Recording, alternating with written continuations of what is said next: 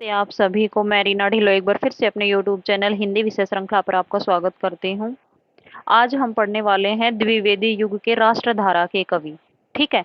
हमने जो अनुशासन वाले कवि थे वो पढ़ लिए, द्विवेदी युग में स्वतंत्रतावादी कवि थे वो पढ़ लिए। अब पढ़ेंगे राष्ट्रधारा के कवि। ठीक है। तो उनमें सबसे पहले नाम आता है रामधारी सिंह दिनकर जी का। इनका जन्म 1908 में मुंगेर बिहार में हुआ था और ये दिवंगत हुए थे 1974 ईस्वी में। इनको दूसरा राष्ट्र कवि भी कहा जाता है। इनकी पद्य रचनाएं हैं शामधेनी 1947 में, धूप और धुआं 1951, दिल्ली 1954, इतिहास के आंसू 1951, नीम के पत्ते, उर्वशी 1961, रेणुका 1935, रसवंती 1940, द्वंद्व गीत 1940, सिप्पी और शंख 1952, कुरुक्षेत्र 1946, महाभारत की कथा से संबंधित और ये खंड काव्य है कुरुक्षेत्र। ठीक है।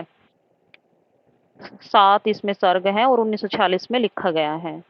परशुराम की प्रतीक्षा 1963, रश्मि रथी 1952, जो इसमें कुंती पुत्र कर्ण है उसकी कथा है और ये खंड काव्य है रश्मि रथी। ठीक है। 1952 में लिखा गया। बापू, हुंकार, आत्मा की आंखें नाम से अनुवाद किया गया हुंकार का। सीपी और संघ में इन्होंने डी.एच. लॉरेंस की 70 कविताओं का हिंदी भाषा में अनुवाद किया। आत्मा की आंखें नाम से अनुवाद किया। ठीक है। सीपी और संघ का डी.एच. लॉरेंस की 70 कविताओं का हिंदी भाषा में आत्मा की आंखें नाम से अनुवाद किया 1964 में। कुरुक्षेत्र का नायक युद्ध है, भीष्म नीति का और युधिष्ठिर अहिंसा का संवादक है। ठीक है।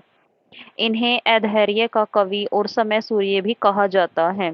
इनकी गद्य रचनाएं हैं विवाह की समस्या, दिनकर की डायरी, संस्कृति के 4 अध्याय। 1959 में इन्हें साहित्य अकादमी पुरस्कार मिला और शुद्ध कविता की खोज, इनके जो आलोचनात्मक ग्रंथ है शुद्ध कविता की खोज।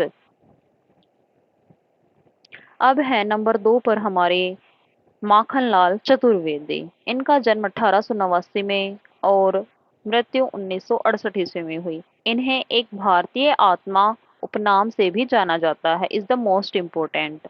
रचनाएं हिम किरीटनी, हिम तरंगिनी 1955 में। हिंदी का प्रथम साहित्य अकादमी पुरस्कार इसी पर इनको मिला था, हिम तरंगिनी पर। माता, वेणु लो गूंजे धरा, समर्पण, युगचारण और इनके निबंध हैं अमीर इरादे गरीब इरादे, साहित्य देवता। इनकी प्रसिद्ध कविता है पुष्प की अभिलाषा, वही कि चाह नहीं फूलों की मैं माला में गूथा जाऊं, कि मैं शहीद की चिता पर चढ़ना चाहता हूँ और मुझे ये भी इच्छा नहीं है कि मैं ईश्वर के चरणों में चढ़ाया जाऊं। पत्र पत्रिकाएं प्रभा, प्रताप और कर्मवीर का इन्होंने संपादन किया।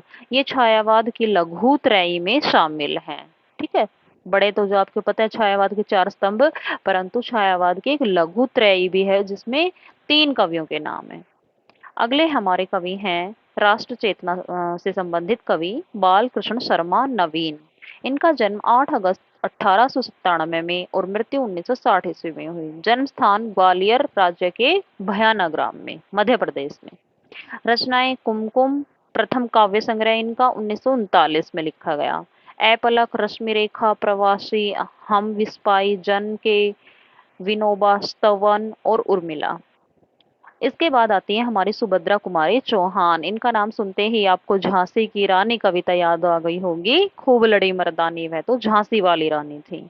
इनका जन्म 16 अगस्त 1904 में और मृत्यु 14 फरवरी 1948 को। इनका काव्य संग्रह है त्रिधारा और मुकुल। मुकुल पर इन्हें इन दोनों पर इन्हें सैकेशरीय पुरस्कार मिला था।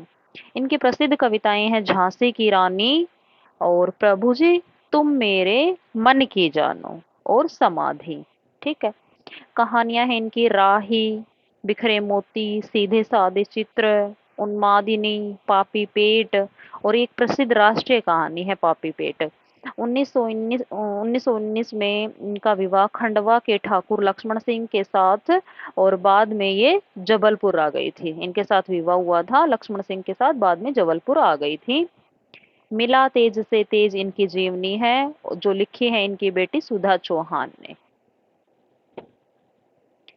अब देख लेते हैं द्विवेदी युग की प्रवृत्तियां, ठीक है, कि क्या प्रवृत्तियां, क्या विशेषता रही। तो इसमें राष्ट्रीयता की भावना का प्राबल्य देखने को मिलता है, सामाजिक यथार्थ की अभिव्यक्ति है, मानवतावादी दृष्टिकोण है, अतीत गौरव का गान है, राष्ट्रीय सांस्कृतिक चेतना की अभिव्यक्ति है, अतीत के माध्यम से वर्तमान समस्याओं का समाधान है, इतिवृत्तात्मकता है, गद्यात्मकता है, उपेक्षित नारी पात्रों को साहित्य में स्थान मिला, जैसे उर्मिला को मिला साकेत में, प्रकृति का आलंबन रूप में चित्रण किया गया है, नारी के उत्कृष्ट भावों की अभिव्यक्ति है कि इसमें नाई का भेद नहीं है, काव्य रूप प्रबंध व मुक्तक हैं, नीति सुधार व उपदेशों की प्रधानता है, खड़ी बोली हिंदी की काव्य में प्रतिष्ठा है, और खड़ी बोली गद्य का परिमार्जन या शुद्ध रूप हमें देखने को मिलता है।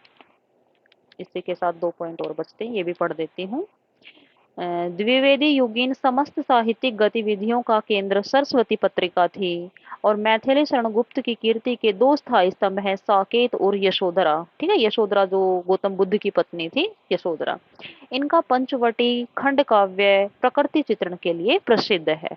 ठीक है, मैथिली शरण गुप्त का जो पंचवटी काव्य है वो इनकी जो प्रकृति चित्रण की जो विशेषता है उसको निखारता है।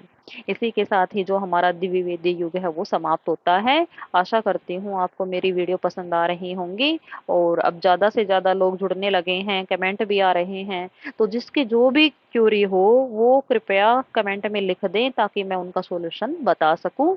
और मेरे चैनल को सब्सक्राइब कीजिए, वीडियो को लाइक कीजिए, शेयर एंड कमेंट कीजिए। धन्यवाद।